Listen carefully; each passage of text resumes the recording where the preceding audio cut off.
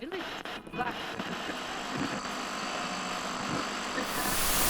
This is Charles Carmody, director of the Charleston Music Hall, in partnership with the Post and Courier, to bring you the next episode of No Intermission.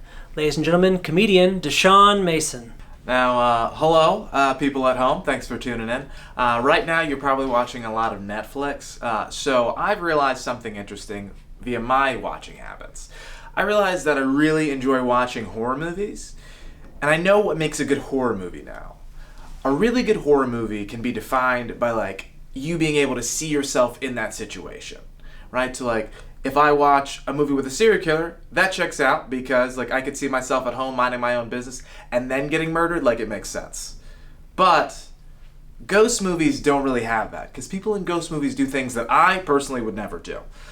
For instance, I can't think of a situation where I could walk into my house, see that the walls are bleeding and be like, I'm going to stay and figure this thing out, right? It's not going to happen.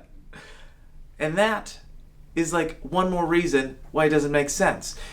If I go home today and even one of my picture frames is turned upside down, I promise there's a 40% chance I call the police, a 60% chance I don't because I'm black. That's just being honest, okay? That's just plain smart. I think the thing that's really interesting about ghost movies is that the greatest ghost movie of all time has led people to react poorly in these situations. So we're going to try a thing out, okay? You guys feel free to yell at the answer if you know it. Play along at home. If there's something strange and it don't look good, who you going to call? The police, everybody. You call the police. That was the right answer. If you said the police, good job. If you said Ghostbusters, you're the problem, okay? Now, I think, the thing that is really interesting about ghosts, a few other questions I have is, if ghosts are around us, then there's a few things I feel like I should hear more about. If ghosts are real, then statistically speaking, there has to be a few racist ghosts. And if that's true, how come I've never heard about a Ouija board spelling the N-word, right? That should be a thing that's happened.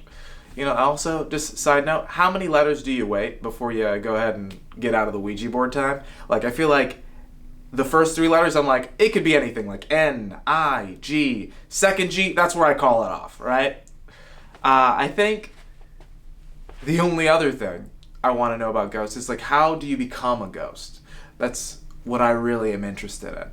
What is the secret behind it? Is it unfinished business? Because if it's unfinished business, then I feel like the only people who are going to come back as ghosts are probably vegans, and that's because they didn't tell enough people that they were a vegan, right? But a world of vegan ghosts is pretty cool. Pretty cool because then everybody's just super polite in the middle of the night when you're standing alone.